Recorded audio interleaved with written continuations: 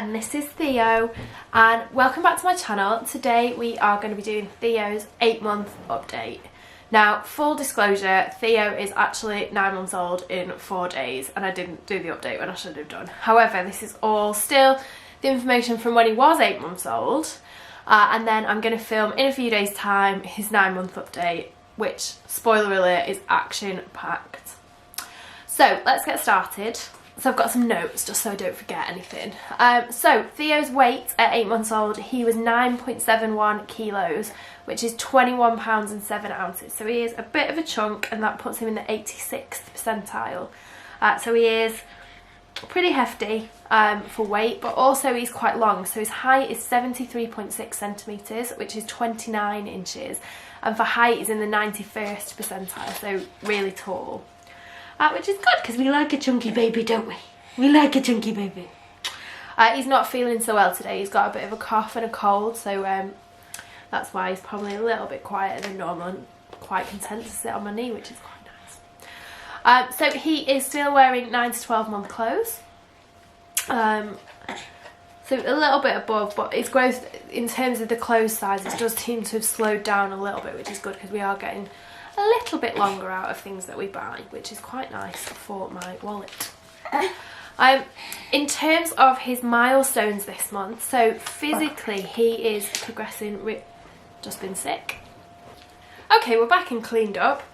So from a milestones perspective, he's really good in his physical development. So he started pretty much soon after he was 7 months old, started commando crawling, so sort of dragging himself across the floor with his arms and not using his legs at all, but it was surprisingly effective. It's a huge shock when your baby starts moving. It was a massive culture shock for me, and I felt really overwhelmed because it is really different from when you can just put them down and they sort of stay where they are, to when nothing is safe, like all the dog toys, the stuff that you have, sort of just everything lying around just isn't safe anymore. All the edges, you know, things like we had some wires that were secured to the wall but not really that well. He was grabbing, so we've had to do quite a lot of work. And you know, like I say, the fact that you can't just put him down for a second, or like, you know, if he was playing I could just check my phone. I can't do that anymore. Yeah, can't do that anymore because I've got to watch him all the time. Watch him all the time. So yeah, that was quite a big one. And he also learnt how to sit himself up from lying down, so that came quite soon after the commando crawling, and I really like that one because it's kind of cute. So he started getting himself up onto his knees as well, although obviously hasn't worked out how to crawl on him. But once he got up, he realised that he could quite easily sort of flip his bum over and then sit up. So that is a bit of a nicer one because he can, you know, play more effectively because he can get himself up. Wow. And so yeah, he's on the move. Yeah, on the move. In terms of speech though, he is a little bit further behind where I think he should be. He just sort of started babbling last month, so sort of very gently testing out ba ba ba ba ba ba. So the ba sounds, occasionally the da sounds, and this has started in the last month, so more spoilers for the next video. This happens quite a bit now, but it wasn't last month, it was only every night. Usually after he'd been fed, actually after he was breastfeeding, he would look at me and start going ba ba ba ba ba. But that was really the only time. Now it's coming out a bit more often.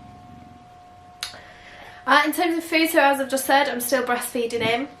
He's breastfed sort of 4 times during the day, because we've dropped down to 2 naps now because he just was not having the third nap of the day, so the afternoon nap was just not working for him, and getting him down was a nightmare. Columbo, enough, there's no one at the door.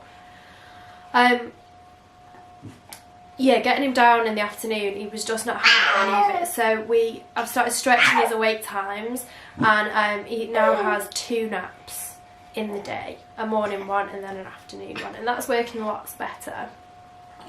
So he gets fed when he wakes up, after each nap and then before bed, and then after the sleep training last month, his sleep is so much better. So usually he only wakes up, be gentle with the doggy, he usually wakes up only once in the night.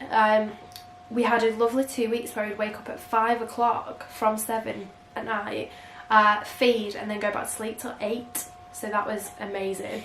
That's changed a bit now. Sometimes he wakes up sort of 2, it varies. But sometimes we can get till 8 o'clock. Usually it's between 7 and 8. So I'm happy with that. From the nights where he's waking up every 90 minutes, this is so much better. So I'm not worried about him sleeping through the night. He did sleep through the night once. But I'm not bothered about that because at least I'm getting good chunks of sleep and I feel loads better for it. So that's great. In terms of food...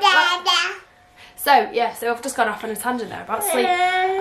Food, still breastfed. He's still weaning, so we've moved on from sort of traditional purees and chunky purees to mash. So I just use a potato masher now to, when I make the different veggies or whatever, I just mash it up so it's kind of a thick, lumpy mash, and he's dealing with that really well. We've introduced some more finger foods, so porridge fingers, you'll have seen my recipe.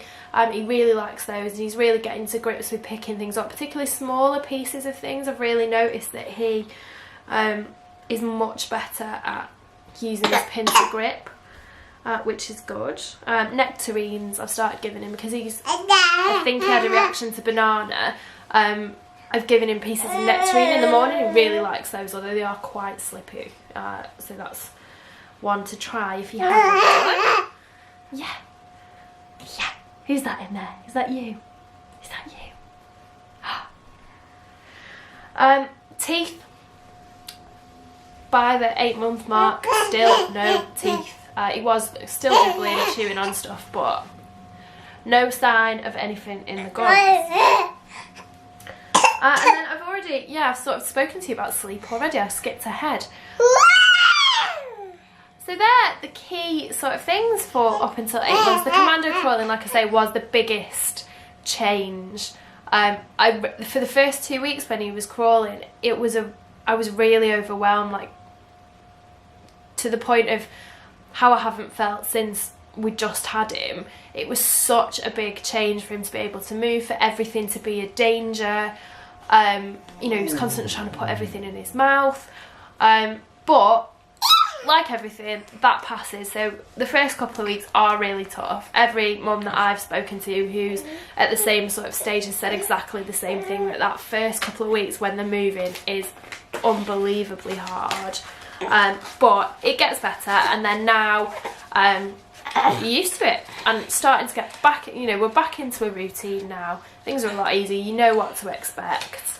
But yeah, it's a challenge, but it's a good challenge because I got this little guy here. He's still really into books, so he loves his bedtime stories. He loves the Usborne sort of touchy-feely books, which is nice because I really want him to like reading. I know I've said that a million times, but I'm really enjoying that. And he's engaging a lot more with his toys, so whereas before he was sort of shaking them and not really knowing what to do or sort of messing about, now he's really getting what's going on, and he knows when things are happening, so he knows what to. So if you do, you know, sort of, I wonder if he'll do it now. Probably not. Theo, round and round the garden like a teddy bear. 1 step, 2 step, tickly under there. So he knows what's coming. I don't know if you noticed, he started to calm down and smiling. He knows what's coming next, which is really good. And in the mornings, I've started teaching because it's really dark. I say, Theo, lights, and he does this or hides his head in my neck because he knows that the light's coming on in the dark and his eyes are going to hurt. So I think that's really cute. Things like that where he's really starting to get, you know, more into being a little person. I love to see because it's you know, really nice, isn't it? Really nice. So that's largely it from our 8-month review. Like I say, you'll see a 9-month review hopefully soon.